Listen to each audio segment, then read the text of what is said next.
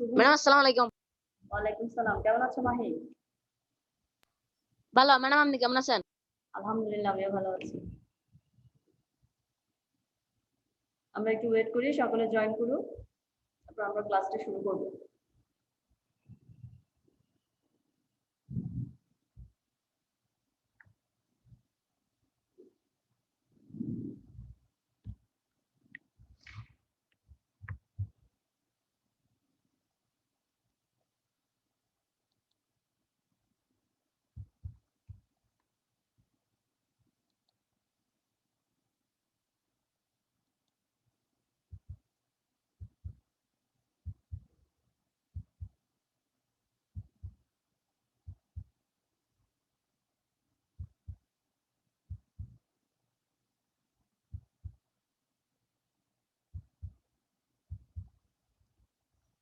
আমরা আজকে যে বিষয়টা পড়ব সেটা হলো মৌলের পর্যায়বৃত্ত ধর্ম। আমরা মৌলের কিছু পর্যায়বৃত্ত ধর্ম সম্পর্কে গত ক্লাসেও জেনেছিলাম, ঠিক আছে? আজকে আরো কিছু পর্যায়বৃত্ত ধর্ম রয়েছে, সেই সম্পর্কে আমরা জানবো, ঠিক আছে?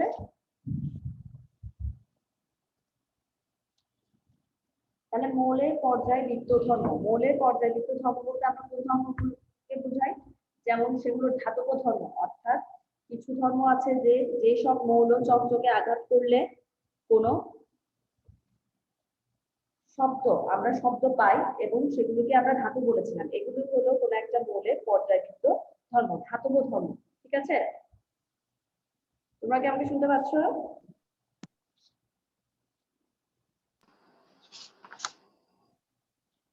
আমরা তাহলে মৌলের পর্যায়বৃত্ত ধর্মের মধ্যে পড়েছিলাম ধাতব ধর্ম, অধাতব ধর্ম। আজকে আমরা যেটা পড়বো সেটা হলো পরমাণুর আকার বা পারমাণবিক ব্যাসার্ধ। ঠিক আছে, তোমরা কি আমাকে শুনতে পাচ্ছ? ক্লিয়ার? পরমাণুর আকার বা পারমাণবিক ব্যাসার্ধ। তাহলে পারমাণবিক আকার বা পারমাণবিক ব্যাসার্ধের উপর কিভাবে পর্যায় সারণীতে মৌলগুলো অবস্থান করে সেগুলোর অবস্থান সম্পর্কে আমরা জানবো, ঠিক আছে? তাহলে পরমাণুর আকার বা পারমাণবিক ব্যাসার্ধ হলো, আমরা বলতে পারবো যে এটা একটা পর্যায়বৃত্ত ধর্ম।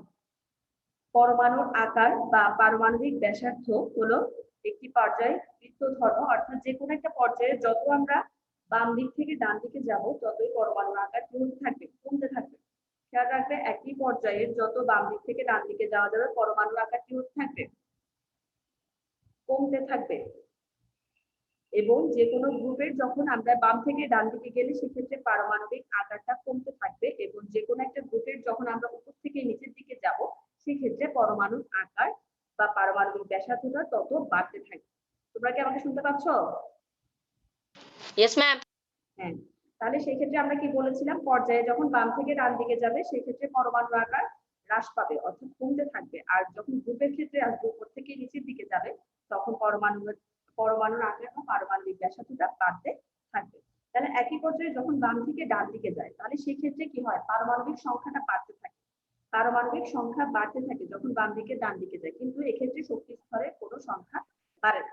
পারমাণবিক সংখ্যা বাড়ার মানে কি? পারমাণবিক সংখ্যার বৃদ্ধির মানেই হলো নিউক্লিয়াসে কিসের বৃদ্ধি পাবে? প্রোটন সংখ্যা। নিউক্লিয়াসে প্রোটন সংখ্যাটা বৃদ্ধি পাবে। আমরা জানি প্রোটন সংখ্যার সাথে ইলেকট্রন সংখ্যা রিলেটেড। সেক্ষেত্রে যদি নিউক্লিয়াসে প্রোটন সংখ্যা বৃদ্ধি পায় সেক্ষেত্রে ইলেকট্রন সংখ্যাও বৃদ্ধি পাবে। এখন নিউক্লিয়াসের মধ্যে যদি অধিক সংখ্যক প্রোটন থাকে এবং নিউক্লিয়াসের বাইরে যদি অধিক সংখ্যক ইলেকট্রন থাকে তাহলে এক্ষেত্রে এদের আকর্ষণ শক্তিটা বেশি হবে। আর আকর্ষণ শক্তি বেশি হলে ইলেকট্রন গুলো কি করবে? শক্তি স্তরগুলো নিউক্লিয়াসের কাছে চলে আসবে। যত এদের মধ্যে আকর্ষণ বাড়তে থাকবে ততই ইলেকট্রন গুলো যে শক্তি স্তরগুলো রয়েছে সেগুলো নিউক্লিয়াসের কাছে চলে আসবে। এর ফলে পরমাণুর আকারটা কি হয়ে যাবে? ছোট হয়ে যাবে। সে কারণে আমরা দেখতে পেয়েছিলাম যে এটা কি কারণে কমতে থাকে, অর্থাৎ পর্যায় সারণী যখন আমরা বাম থেকে ডান দিকে যাব এটা কমে যাওয়ার কারণটা কি? অর্থাৎ সেক্ষেত্রে নিউট্রন সংখ্যা এবং প্রোটন সংখ্যা বাড়তে থাকে। এদের বাড়তি প্রোটন সংখ্যা নিউট্রন সংখ্যার জন্য আকর্ষণ বাড়তে থাকে। আকর্ষণের ফলে এরা নিউক্লিয়াসের কাছে চলে আসে, এর কারণে এদের আকারটা ছোট হয়ে থাকে। ঠিক আছে, এটা হলো একই পর্যায়ে বাম থেকে ডান দিকে গেলে পরমাণুর আকার ছোট হওয়ার কারণ।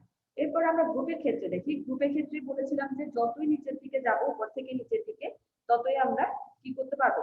এখানে নিচের দিকে গেলে ততই এখানে শক্তি স্তর যুক্ত হতে থাকবে। একটা একটা করে নতুন শক্তি স্তর এখানে যুক্ত হবে। অর্থাৎ উপরে একটা গ্রুপে প্রোটন সংখ্যা এবং বাইরে কক্ষপথে ইলেকট্রন সংখ্যা থাকে। আমরা জানি একটা পরমাণু নিউক্লিয়াসে থাকে প্রোটন সংখ্যা এবং এর বাইরের দিকে থাকে ইলেকট্রন সংখ্যা। এক্ষেত্রে প্রোটন সংখ্যা এবং ইলেকট্রন সংখ্যার বৃদ্ধির জন্য এখানে আকর্ষণটা বৃদ্ধি পাবে। আর আকর্ষণ বৃদ্ধি পেলে সেক্ষেত্রে কি হবে, পরমাণুর আকারটা যতটুকু হ্রাস পায় নতুন একটা শক্তি স্তর যোগ হওয়ার ফলে, ঠিক আছে, আকর্ষণ যখন বৃদ্ধি পাবে তখন পরমাণুর আকার যতটুকু হ্রাস পাবে নতুন করে একটা শক্তি স্তর যোগ হওয়ার পরমাণুর আকার তার চেয়ে বৃদ্ধি পাবে। অর্থাৎ এখানে পরমাণুর আকার হ্রাস পেলে সেক্ষেত্রে একটা করে স্তর যখন যুক্ত হবে এর সাথে তখন পরমাণুর আকারটা বৃদ্ধি পাবে। এই কারণে বলা হয় যে একটা মৌলের যখন উপর থেকে নিচের দিকে যাওয়া যায় ততই পরমাণুর আকারটা কি হতে থাকে, বৃদ্ধি হতে থাকে। হ্যাঁ, তোমরা কি বিষয়টা বুঝতে পেরেছো?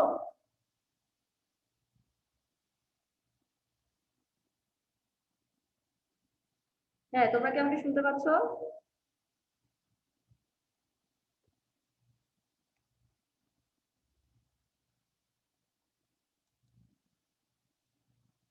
ফারিয়া, আদনান, হ্যাঁ আমাকে কি শোনা যাচ্ছে?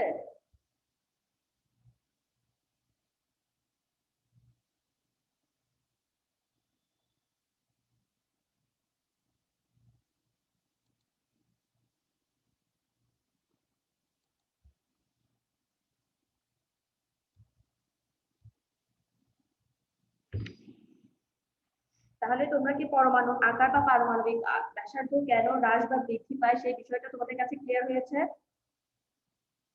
Yes, miss. এরপরে আমরা যে বিষয় পড়বো সেটা হলো আয়নীকরণ শক্তি। খুবই ইম্পর্টেন্ট একটা বিষয়। পর্যায় সারণী পর্যাবৃত্ত ধর্মের মধ্যে যতগুলো আমরা এর আগে যে ধর্মগুলো পড়েছি তার মধ্যে ইম্পর্টেন্ট একটা ধর্ম হলো আয়নীকরণ শক্তি। কি বলছি শুনতে পাচ্ছ? আয়নীকরণ miss. শক্তি। আয়নীকরণ শক্তি কাকে বলে তাহলে আমরা ফার্স্টে আমাদেরকে জানতে হবে আয়নীকরণ শক্তিটা কি। ভালো করে একটু সংজ্ঞাটা শোনো যে গ্যাসীয় অবস্থায় যখন কোনো একটা মৌলের 1 মোল গ্যাসীয় পরমাণু থেকে, এদের অবস্থাটা হতে হবে গ্যাসীয়, যখন কোনো একটা মৌলের 1 মোল গ্যাসীয় পরমাণু থেকে 1 মোল ইলেকট্রন অপসারণ হবে। সোজা কথায় আমরা কি মনে রাখবো, 1 মোল গ্যাসীয় পরমাণু থেকে 1 মোল ইলেকট্রন যখন অপসারিত হবে তখন সে ধনাত্মক আয়নে পরিণত হবে। তখন এক্ষেত্রে তার কিছুটা শক্তির প্রয়োজন হয়। এই যে সেই আয়নে পরিণত হতে যে শক্তিটার প্রয়োজন হয় তাকে বলা হবে ওই মৌলের আয়নীকরণ শক্তি। তাহলে আমরা আয়নীকরণ শক্তির একটা সংজ্ঞা জানতে পারলাম যে গ্যাসীয় অবস্থায় কোনো একটা মৌল যখন কি করবে, একটা করে মৌল ইলেকট্রন অপসারণ করবে তখন সে ধনাত্মক আয়নে পরিণত হবে। এই ধনাত্মক আয়নে পরিণত হওয়ার জন্য তার কিছুটা শক্তির প্রয়োজন, সেই শক্তিটাকে বলা হবে আয়নীকরণ শক্তি। তাহলে এই ক্ষেত্রে আমরা কিভাবে এই পর্যায় সারণীতে আয়নীকরণ শক্তির প্রভাবটা কাজ করে সেটা একটু জানবো। যে একই পর্যায়ে যখন বাম থেকে ডান দিকে যায় আমরা বলেছিলাম যে পারমাণবিক আকার বেশি হয়, আবার ডান দিকে পারমাণবিক ব্যাসার্ধ কম হবে। খেয়াল রাখবে একই পর্যায়ে বাম দিকে যে মৌলগুলো থাকবে সেগুলোর পারমাণবিক ব্যাসার্ধ বেশি হবে। তাহলে আমরা বলেছিলাম বাম থেকে ডান দিকে বৃদ্ধি পায়, সেক্ষেত্রে পারমাণবিক ব্যাসার্ধটা বেশি হবে, আর ডানের যে মৌলগুলো রয়েছে সেগুলোর পারমাণবিক ব্যাসার্ধ কম হবে।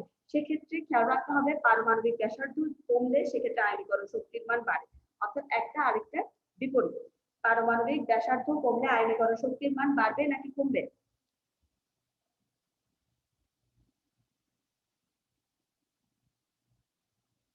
পারমাণবিক ব্যাসার্ধ কমলে আয়নীকরণ শক্তির মান বাড়বে নাকি কমবে?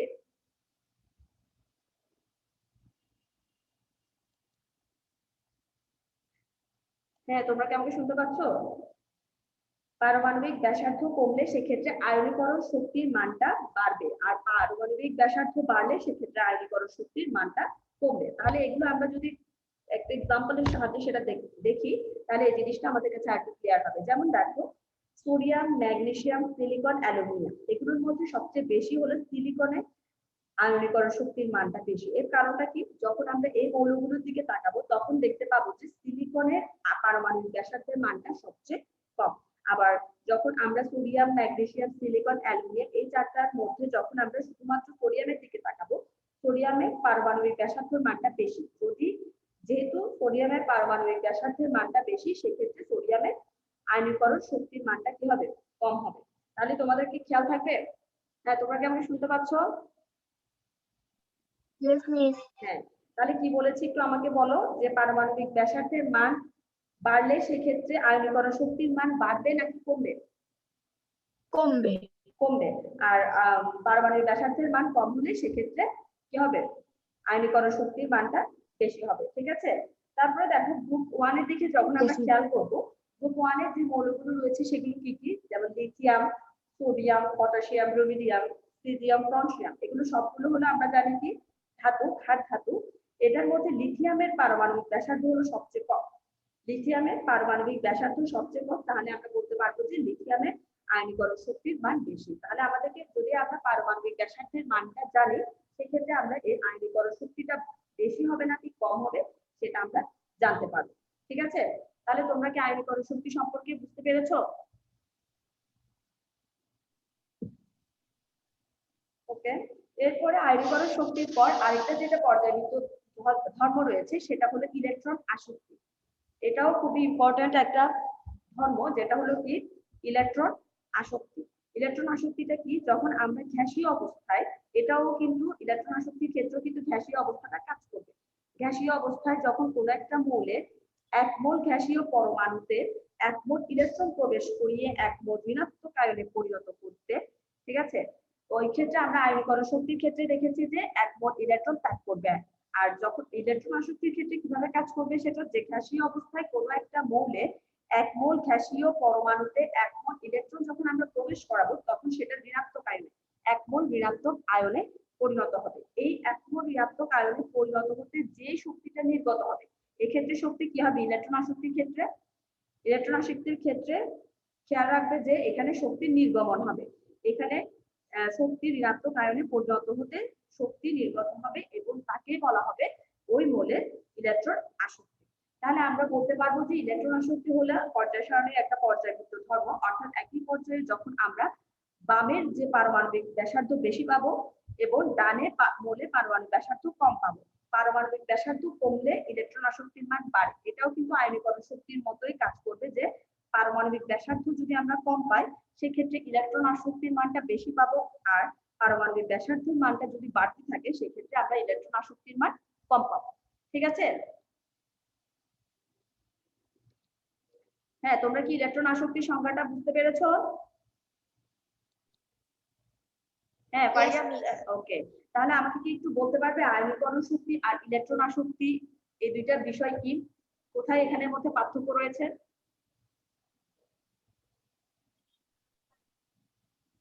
ওয়াসি বলো, আয়নীকরণ শক্তি কি? আমি যে তোমাদেরকে একটা সংজ্ঞা বললাম আয়নীকরণ শক্তি আর ইলেকট্রন আসক্তি, আমাকে একটু বলো আয়নীকরণ শক্তিটাকে আমরা কিভাবে চিনব, যেটা যে একটা মৌলের পর্যায়বৃত্ত ধর্ম, সেটা সংজ্ঞাটা আমরা কিভাবে দিব?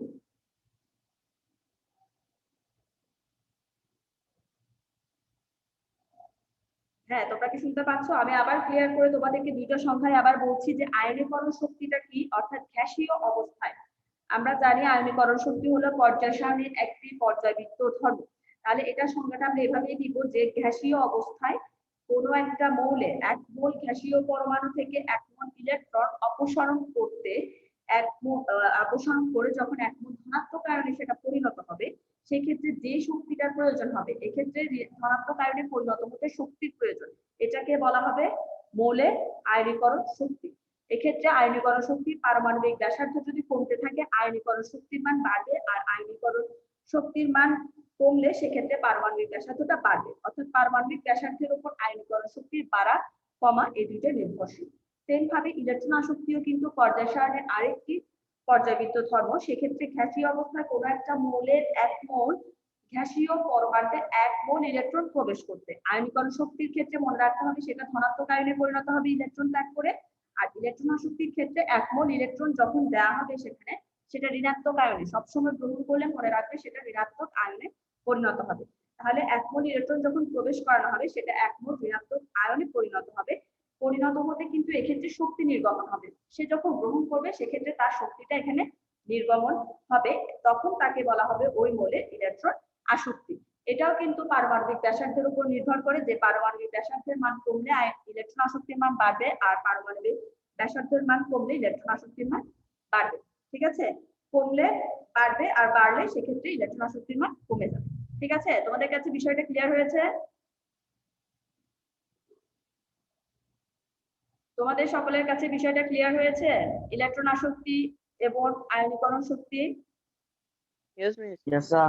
ওকে, তাহলে এখন আমরা যদি তোমাদেরকে একটা কোয়েশ্চেন হিসেবে জিজ্ঞেস করি যে এখানে ইলেকট্রন আসক্তির মান কোনটার বেশি হবে বা কোনটার কম হবে, সেক্ষেত্রে তোমরা কিভাবে সংখ্যাটা দিবে।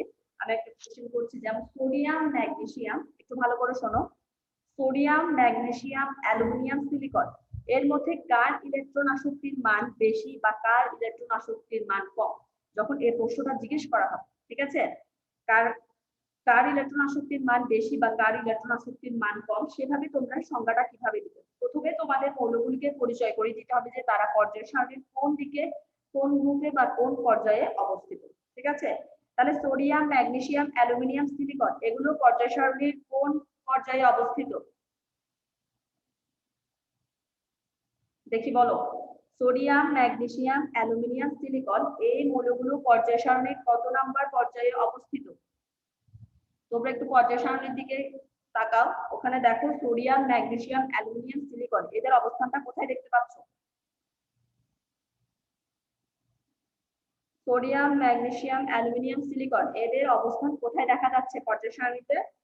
আমরা দেখতে পাচ্ছি যে পর্যায় সারণী 11, 12, 13, 11, 13 নাকি 3 নাম্বার পর্যায়ে, কত নাম্বার পর্যায়ে অবস্থিত একটু ভালো করে খেয়াল করো। 3, সোডিয়াম ম্যাগনেসিয়াম অ্যালুমিনিয়াম সিলিকনকে আমরা 3 নম্বর পর্যায়ে দেখতে পাচ্ছি। তাহলে 3 নম্বর পর্যায়ে যখন দেখতে পাচ্ছি, সেখানে মৌলগুলোর মধ্যে কার পারমাণবিক ব্যাসার্ধের মানটা সবচেয়ে বেশি হবে। আমরা জানি বাম থেকে ডান দিকে পারমাণবিক ব্যাসার্ধের মানটা কি হতে থাকে, বাম থেকে ডান দিকে গেলে পারমাণবিক ব্যাসার্ধের মান কমবে নাকি বাড়বে, কমতে থাকে। সেক্ষেত্রে দেখো সোডিয়াম রয়েছে সর্ববামে, আমরা সোডিয়ামের অবস্থান দেখতে পাচ্ছি সর্ববামে, অর্থাৎ এখানে সোডিয়ামের পারমাণবিক ব্যাসার্ধের মানটা হবে বেশি, এজন্য সোডিয়ামের ইলেকট্রন আসক্তির মানটা কি হবে, কম হবে।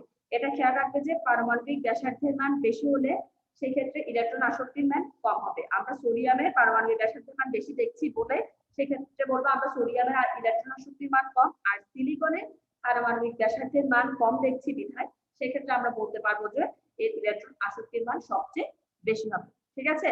তাহলে তোমাদের এভাবে কিছু মৌল দিয়ে যখন ইলেকট্রন আসক্তি বা আয়নীকরণ শক্তির মানটা বলতে বলবে, তখন তোমরা সেটা আইডেন্টিফাই করে দিবে সেটা কত নাম্বার পর্যায়ে বা কত নাম্বার গ্রুপে রয়েছে। সেক্ষেত্রে পর্যায়ের কথাটা উল্লেখ করলেও চলবে, পর্যায়ে কত নাম্বার পর্যায়ে আছে সেটা বলে তারপরে তোমরা এর অবস্থানটা নির্ধারণ করে দিবে যে সেটা কোন দিকে আছে এবং তার পারমাণবিক ব্যাসার্ধটা কেমন বা এর এটা বেশি বলে এটা কম হবে, সেভাবে তোমরা সংখ্যাটা কি করবে, সেক্ষেত্রে তোমরা ব্যাখ্যাটা দিবে, ঠিক আছে। ক্লিয়ার হয়েছে তোমাদের কাছে। এরপরে আমরা আরেকটি ধর্ম সম্পর্কে পড়বো, সেটা হলো তড়িৎ ঋণাত্মকতা, যেটাকে বলা হয় ইলেকট্রোনেগেটিভিটি। ইলেকট্রোনেগেটিভিটি বা তড়িৎ ঋণাত্মকতাটা কি, এটা হলো একটা বিষয় যে যখন দুটা পরমাণু একটা সমযোজী বন্ধনে আবদ্ধ হবে, দুটা পরমাণু সমযোজী বন্ধন, সমযোজী বন্ধন বলতে কি বুঝো, যে যে বন্ধনের মধ্যে দুইটা পরমাণু তাদের ইলেকট্রন শেয়ার করতে পারে, অর্থাৎ দুইটা পরমাণু যখন তাদের প্রয়োজনে ইলেকট্রন আদান প্রদানের মাধ্যমে একটা বন্ধনে আবদ্ধ হবে, সেটাকে বলা হবে সমযোজী বন্ধন। এক্ষেত্রে যখন দুইটি পরমাণু যখন সমযোজী বন্ধনে আবদ্ধ হয়ে অণুতে পরিণত হবে, দুইটা পরমাণু যখন একটা বন্ধনে আবদ্ধ হবে, দুইটা পরমাণু মিলে কিন্তু একটা অণুতে পরিণত হবে। এই অণুতে পরিণত হতে তখন অণুর পরমাণুগুলো বন্ধনের ইলেকট্রন দুটিকে নিজের দিকে আকর্ষণ করবে। যখন তারা একটা অণুতে পরিণত হবে, পরমাণু এদের মধ্যে অণুর পরমাণুগুলো পরস্পরের সাথে যুক্ত হয়ে একটা আকর্ষণে আবদ্ধ হতে চাইবে, এই আকর্ষণটাকে বলা হবে তড়িৎ ঋণাত্মকতা, ঠিক আছে। অর্থাৎ দুইটা পরমাণু যখন সমযোজী বন্ধনে আবদ্ধ হয়ে অণুতে পরিণত হবে, তখন অণুর পরমাণুগুলো এক বন্ধনে ইলেকট্রন দুটিকে নিজের দিকে আকর্ষণ করবে, এই আকর্ষণটাকে বলা হবে তড়িৎ ঋণাত্মকতা। তড়িৎ ঋণাত্মকতা হলো পর্যায় সারণীর একটি ধর্ম। একই পর্যায়ে যখন আমরা বামের, আমরা জানি যে সর্বপ্রথমে এক পর্যায়ে বামের পারমাণবিক ব্যাসার্ধটা বেশি হয় আর ডানের পারমাণবিক ব্যাসার্ধটা কম হয়। আর পারমাণবিক ব্যাসার্ধ কমলে খেয়াল রাখতে হবে কি, পারমাণবিক ব্যাসার্ধটা যদি কমে সেক্ষেত্রে তড়িৎ ঋণাত্মকতার মানটা বৃদ্ধি পাবে। তোমরা এই জিনিসগুলো সবসময় খেয়াল রাখবে যে পারমাণবিক ব্যাসার্ধটা কমলে তড়িৎ ঋণাত্মকতা বলো, আয়নীকরণ শক্তি বলো, আবার আরেকটা বিষয় যেটা পড়েছি ইলেকট্রন আসক্তি, এগুলো সবগুলো কি হবে, পারমাণবিক ব্যাসার্ধের উপর নির্ভর করবে। পারমাণবিক ব্যাসার্ধের মান কমলে এদের মান বাড়বে, আর পারমাণবিক ব্যাসার্ধের মান বাড়লে এদের মানগুলো কমতে থাকবে, ঠিক আছে। তাহলে আমরা যে সোডিয়ামের কথা বলেছিলাম, একটা সিরিজ আমরা তোমাদেরকে বলেছি সোডিয়াম, ম্যাগনেসিয়াম, অ্যালুমিনিয়াম, সিলিকন। সেই ক্ষেত্রে যখন আমরা সোডিয়ামের দিকে তাকাবো, আমরা 3 নম্বর পর্যায়ের মৌলের মধ্যে আছে সোডিয়াম। এখানে সোডিয়াম পরমাণু তড়িৎ-ঋণাত্মকতা সবচেয়ে কম ছিল এবং আর আর এর মধ্যে দেখো ক্লোরিন একই পর্যায়ে, দেখো 3 নম্বর পর্যায়ে লাস্টের যে মৌলটা রয়েছে সেটাকে আমরা কি দেখতে পাচ্ছি, ক্লোরিন।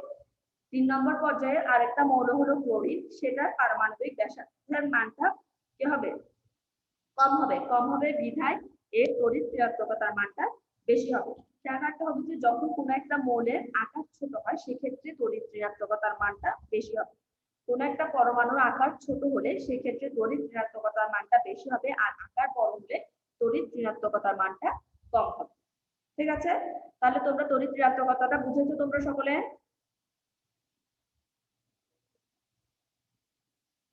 তোমরা কি আমাকে শুনতে পাচ্ছ? Yes, ma'am. হ্যাঁ, তাহলে আমরা এখানে Yes, sir. তিনটা বিষয় জানতে পেরেছি, যে ইলেকট্রন আসক্তি, আয়নীকরণ শক্তি, আর একটা হলো তড়িৎ ঋণাত্মকতা। ঠিক আছে, তাহলে এই বিষয় তিনটা কি বলতে পারবে? যেমন আয়নীকরণ শক্তি কি, আমাকে একটু বলো একজনে। কিবরিয়া, ওয়াসিম, বলো তোমরা দেখি, আয়নীকরণ শক্তি কি?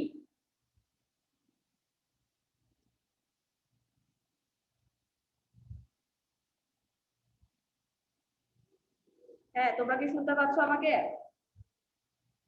যে পারমাণবিক ব্যাসার্ধের উপরেই কিন্তু আয়নীকরণ শক্তি, ইলেকট্রন আসক্তি, তড়িৎ ঋণাত্মকতা তিনটার মানই নির্ভর করবে, পারমাণবিক ব্যাসার্ধের উপরেই এদের মানগুলো নির্ভর করবে। তাহলে তোমরা এই যে মৌলের পর্যায়বৃত্ত ধর্মগুলো বলেছি তোমাদেরকে এতক্ষণ, বা যে পর্যায়বৃত্ত ধর্মগুলো সম্পর্কে বলা হয়েছে সেগুলো সম্পর্কে একটু ভালো করে জানবে।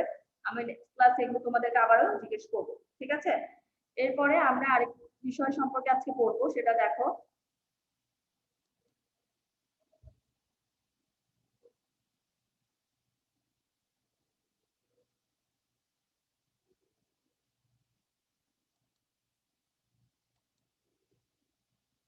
হ্যাঁ, তোমরা স্ক্রিনে কিছু দেখতে পাচ্ছ? Yes, ma'am. হ্যাঁ, ওকে, দেখো আমরা এখানে বিভিন্ন যে গ্রুপগুলো রয়েছে সেখানে মৌলগুলোর বিশেষ নাম আছে। ঠিক আছে, আমরা পর্যায় সারণীতে অনেকগুলো মৌল দেখেছি, সেক্ষেত্রে আমরা বিভিন্ন ধাতু, যেমন আমরা তোমাদের এখানে পড়ার সময় কোনো একটা জায়গায় বলেছিলাম ক্ষার ধাতুর কথা। ঠিক আছে, এখন ক্ষার ধাতু বিষয়টা কি আমরা জানি। ক্ষার ধাতুটা কি, পর্যায় সারণী থেকে দেখো, পর্যায় সারণী 1 নম্বর গ্রুপের টোটাল কয়টি মৌল আছে একটু দেখো তোমরা, পর্যায় সারণী একটু খোলো। ওখানে দেখো পর্যায় সারণীর 1 নম্বর গ্রুপে কয়টা মৌল দেখতে পাচ্ছ সেখানে? 7টি। 7টি মৌল। তাহলে পর্যায় সারণী 1 নম্বর গ্রুপে 7টা মৌল আছে, সেক্ষেত্রে এদের মধ্যে হাইড্রোজেন, এখানে স্ক্রিনেও দেখা যাচ্ছে আমরা কয়টা দেখতে পাচ্ছি, টোটাল 7টা মৌলকে দেখতে পাচ্ছি। এখানে হাইড্রোজেন ছাড়া, শুধুমাত্র যেটা ইয়েলো দেওয়া আছে হাইড্রোজেন ছাড়া বাকি যে 6টা মৌল রয়েছে, অর্থাৎ কি কি, lithium, sodium, potassium, rubidium, caesium, francium. ঠিক আছে, এই যে 6টা মৌল রয়েছে এই মৌলগুলোকে আমরা কি বলবো, ক্ষার ধাতু বলবো। তাহলে তোমাদের কি মনে থাকবে ক্ষার ধাতু কোনগুলো?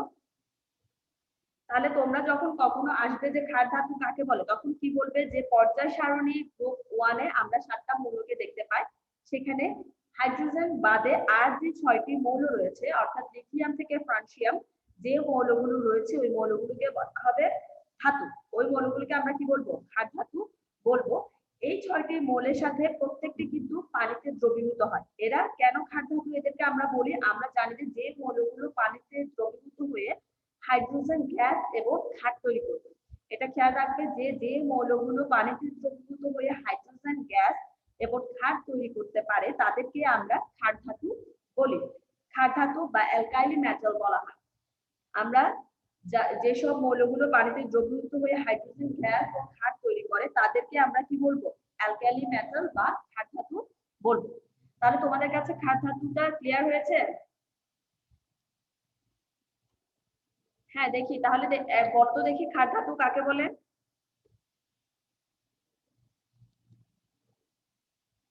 হ্যাঁ, মাহি, মাহি আমাকে শুনতে পাচ্ছ? পর্যায় সারণী গ্রুপ 1 এর হাইড্রোজেন ছাড়া যে 6টি মৌল দেখা যায় সেগুলোকে ক্ষার ধাতু বলে। ক্ষার ধাতু বলে। নামগুলো একটু বলো 6টি মৌলগুলো স্ক্রিনে দেখেও বলতে পারো। সে 6টি মৌল কি কি? lithium, sodium, potassium, rubidium, cesium, francium. হ্যাঁ, ফ্রান্সিয়াম। এই 6টা মৌলকে আমরা পর্যায় সারণীর গ্রুপে যে 6টি মৌল রয়েছে গ্রুপ 1 এ, ঠিক আছে, পর্যায় সারণীর গ্রুপ 1 এ যে 7টির মধ্যে হাইড্রোজেন বাদে বাকি 6টিকে আমরা ক্ষার ধাতু বলবো। এরা আরেকটি জিনিস এখানে অ্যাড করে দিবে যে এরা পানিতে দ্রবীভূত হয়ে হাইড্রোজেন গ্যাস এবং ক্ষার তৈরি করে, বিধায় এদেরকে আমরা ক্ষার ধাতু বলি। এরপর আরেকটা যে বিষয় আছে সেটা হলো মৃৎ ক্ষার ধাতু। কি বললাম? একটাকে বলেছি ক্ষার ধাতু, আরেকটা হলো মৃৎ ক্ষার ধাতু। তাহলে মৃৎ ক্ষার ধাতু কোনগুলো? এখন ফার্স্টের দিকে বলতে পর্যায় সারণী 1, এখন খেয়াল করবে পর্যায় সারণী 2 এর দিকে, ঠিক আছে? পর্যায় সারণী 2 নং গ্রুপে খেয়াল করো, সেখানে আমরা যে মৌলগুলো দেখতে পাচ্ছি সেগুলো কি কি? আমরা পর্যায় সারণীর গ্রুপ 2 তে দেখতে পাচ্ছি যে সেখানে কিছু মৌল রয়েছে, সেগুলো কি কি? যেমন beryllium, magnesium, calcium, strontium, beryllium এবং র্যাডিয়াম, অর্থাৎ 6টি মৌল রয়েছে। সেই 6টি মৌলগুলোকে কিন্তু আমরা মৃৎ ক্ষার ধাতু বলবো। মৃৎ ক্ষার কেন বলবো? মৃৎ মানে আমরা কি জানি? মৃত্তিকা। মৃৎ মানে কি? মৃত্তিকা থেকে মৃৎ কথাটা এসেছে, অর্থাৎ এই ধাতুগুলো আমরা মাটিতে বিভিন্ন যৌগ হিসেবে পাই। এই ধাতুগুলোকে আমরা মাটিতে যৌগ হিসেবে পাই, আবার এরা কিন্তু ক্ষারও তৈরি করতে পারে। এই জন্য আমরা এদেরকে কি বলবো? মৃৎ ক্ষার ধাতু বলবো, ঠিক আছে? তাহলে আমরা কোন মৌলগুলোকে মৃৎ ক্ষার ধাতু বলবো দেখি, বলো।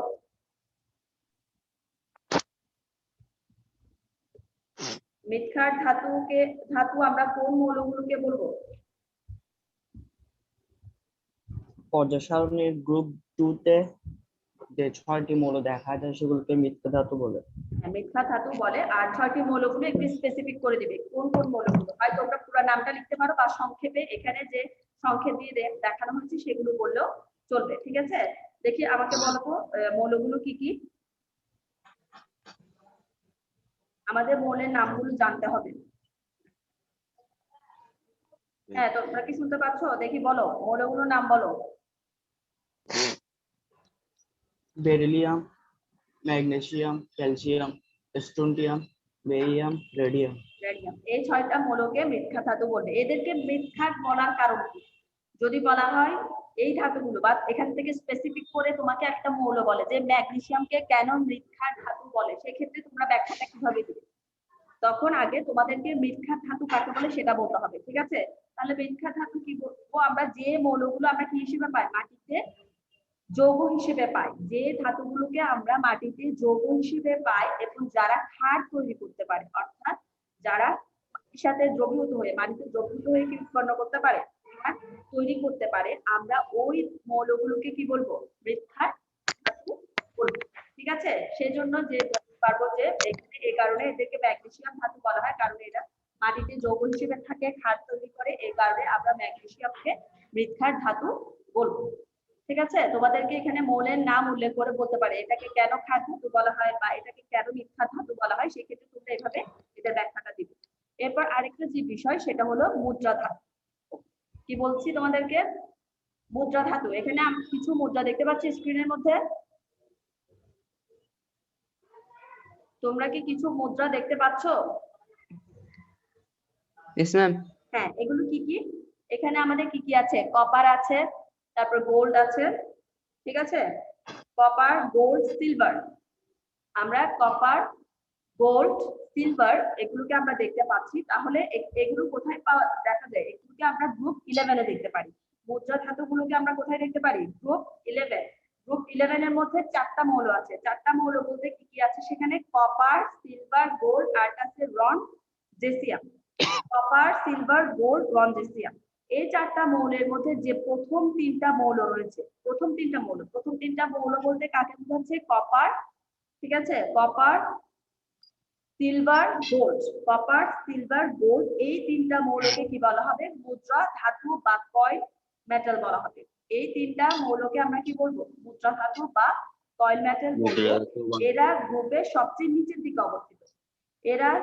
কারণ এরা গ্রুপের সবচেয়ে নিচের দিকে অবস্থিত। এবং শুধু রনজেসিয়ামটা কেন নয়, কারণ রনজেসিয়ামটা ছাড়া আর বাকি যে 3টা মৌল রয়েছে প্রাচীন কাল থেকে কিন্তু আমরা এই মৌলগুলোকে মুদ্রা হিসেবে ব্যবহার করছি এবং ব্যবসা বাণিজ্যে বা বিনিয়োগের জন্য আমরা এই কয়েন বা মুদ্রাগুলো ব্যবহার করে থাকি। এই কারণে এদেরকে যেহেতু এদেরকে বাণিজ্য বা বিনিময়ের মাধ্যম হিসেবে ব্যবহার করা হয়, সে কারণে আমরা এদেরকে নাম দিব কি, এদেরকে বিজ্ঞানীরা নাম দিয়েছেন মুদ্রা ধাতু। তাহলে মুদ্রা ধাতু কোনগুলো একটু বলো।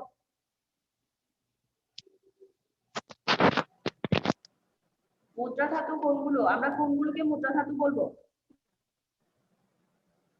Copper, silver, gold, copper, silver, gold, এই তিনটা মৌলকে আমরা মুদ্রা ধাতু বলবো। ঠিক আছে, এরপরে আরেকটা বিষয় যেটা রয়েছে সেটা হলো হ্যালোজেন।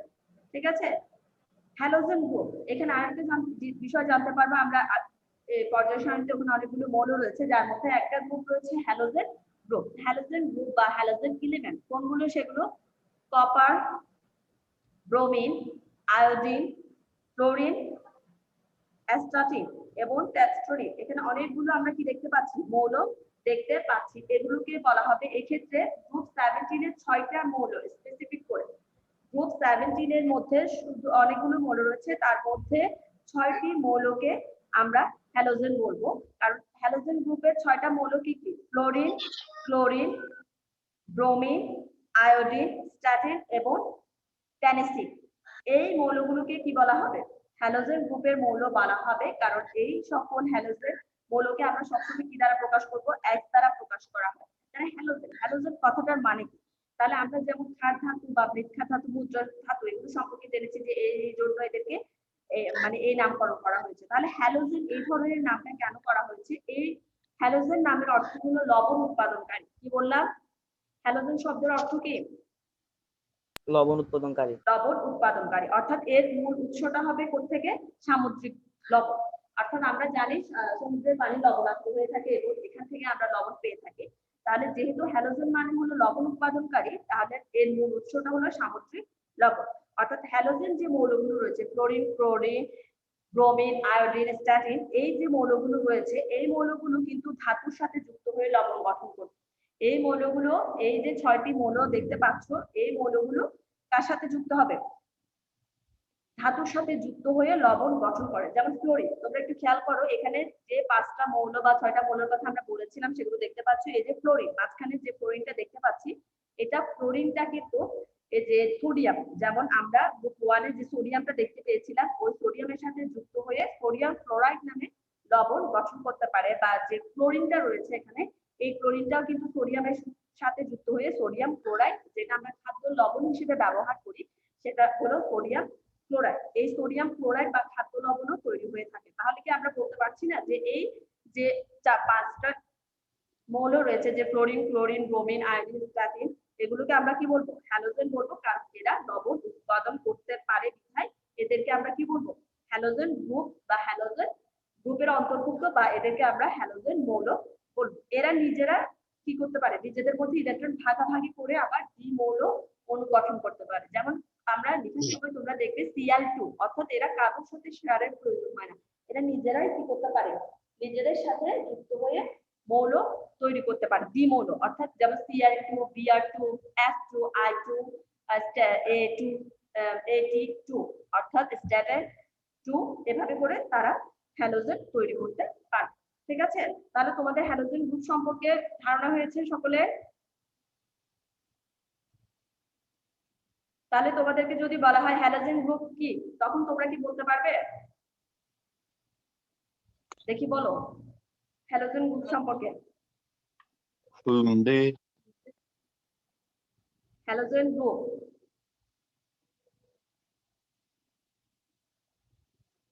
হ্যাঁ আমাকে কি শুনতে পাচ্ছ? বলো।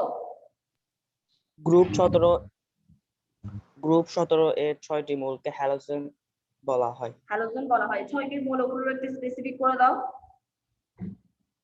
6টি মৌলগুলোর নাম বলো। কোন 6টি মৌল? তোমাদের নামগুলো কিন্তু বলতে হবে। ফ্লোরিন, হ্যাঁ বলো। Chlorine, chlorine, bromine, iodine, statin, statin, আরেকটা রয়েছে ট্যানিসিন। ঠিক আছে, এখানে 5টা দেওয়া হয়েছে, এই 5টাকে মূলত ধরা হয়, কিন্তু এটার সাথে আরেকটা রয়েছে, সেটা হলো টিয়াস বা ট্যানিসিন। এদেরকে আবার এক্স দ্বারা প্রকাশ করা হয়। তোমরা কখনো যদি এক্স দেখো, সেটাকে মনে করতে হবে তোমাদের এটা হ্যালোজেন মৌলকে বোঝানো হচ্ছে। আর হ্যালোজেন শব্দের অর্থ আমরা বলেছিলাম যে লবণ উৎপাদনকারী, অর্থাৎ এদের লবণ উৎস। এরা লবণ তৈরি করতে পারবে যে কোনো মৌলের সাথে যুক্ত হয়ে, এ কারণে আমরা এদেরকে হ্যালোজেন বলি। ঠিক আছে, এরপরে আমরা যেটা দেখবো সেটা হলো নিষ্ক্রিয় গ্যাস। খুবই ইম্পর্টেন্ট একটা বিষয়, এটা অনেক সময় আসতে পারে যে নিষ্ক্রিয় গ্যাস। নিষ্ক্রিয় গ্যাস মানে কি?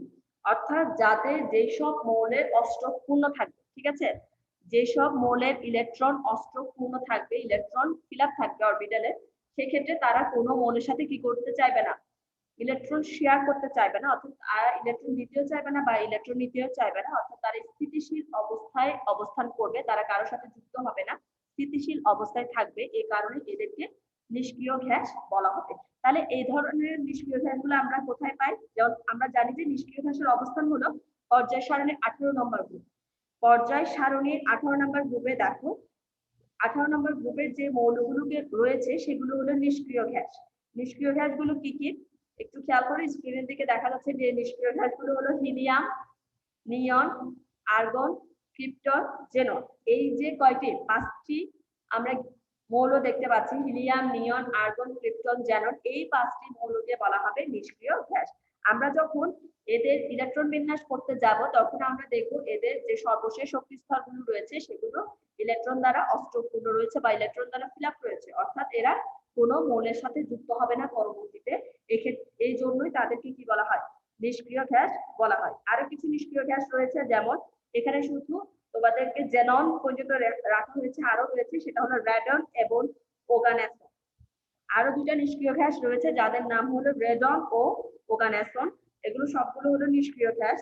আমরা জানি এই মৌলগুলো সর্বশেষ শক্তি স্তর ফিল আপ থাকে বলে এরা কারোর সাথে ইলেকট্রন শেয়ার করে কোনো যৌগ গঠন করে না, এরা রাসায়নিকভাবে নিষ্ক্রিয় থাকে, এ কারণে এদেরকে বলা হয় নিষ্ক্রিয় গ্যাস। ঠিক আছে, হ্যাঁ, তোমরা কি নিষ্ক্রিয় গ্যাস সম্পর্কে এখন জানতে পেরেছো? হ্যাঁ, তাহলে নিষ্ক্রিয় গ্যাস কাকে বলে এবং কোন পর্যায়ে এদেরকে আমরা দেখতে পারি বলো? নিষ্ক্রিয় গ্যাস কাকে বলে?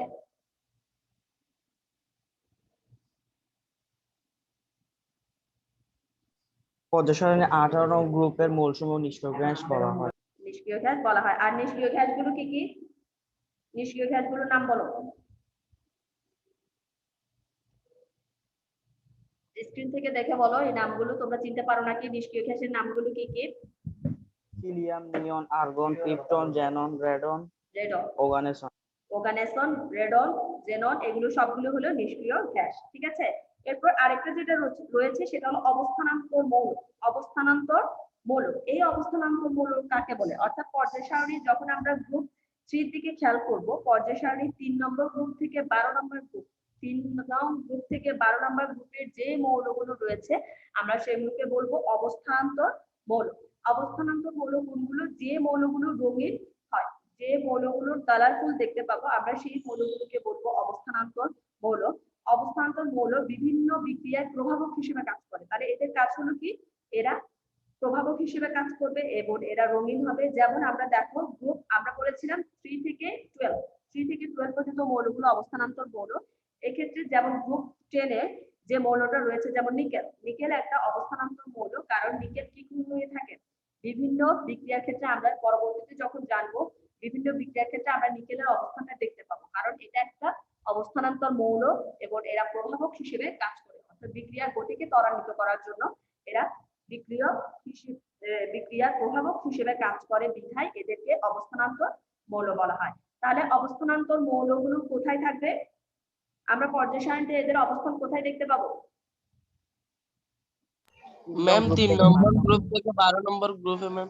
হ্যাঁ, গুড। যে পর্যায় সারণীর 3 নম্বর গ্রুপ থেকে 12 নম্বর গ্রুপে যতগুলো মৌল দেখতে পাবো এরা সবগুলো অবস্থানান্তর মৌল এবং এদের দেখতে কেমন হবে অবস্থানান্তর মৌলগুলো? আমরা যৌগ রঙিন।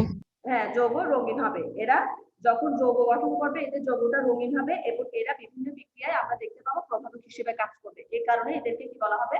অবস্থানান্তর মৌল বলা হবে। ঠিক আছে, তাহলে তোমরা যে আজকে বিভিন্ন গ্রুপে বিভিন্ন মৌল রয়েছে এই মৌলগুলোর আমরা বিশেষ বিশেষ নাম জানতে পারলাম, অর্থাৎ কেউ ছিল কি ক্ষার ধাতু, কিছু গ্রুপের নাম জানতে পারলাম মৃৎক্ষার ধাতু, মুদ্রা ধাতু, এরপর হ্যালোজেন গ্রুপ, নিষ্ক্রিয় গ্যাস, অবস্থানান্তর মৌল, এই বিষয়গুলো তোমরা একটু ভালো করে করবে। ঠিক আছে, এরপরে আবার মৌলের যে পর্যায়বৃত্ত ধর্মগুলো বলেছি, আয়নীকরণ শক্তি, তড়িৎ-ঋণাত্মকতা, ইলেকট্রন আসক্তি, এই জিনিসগুলো তোমাদেরকে একটু ভালো করে কি করতে হবে, দেখতে হবে, এবং এগুলি সম্পর্কে পর্যায় সারণীটা দেখে ভালো করে কোথায় অবস্থান হতে পারে বা কি কারণে এটা হচ্ছে সেই জিনিসগুলো একটু ভালো করে দেখবে।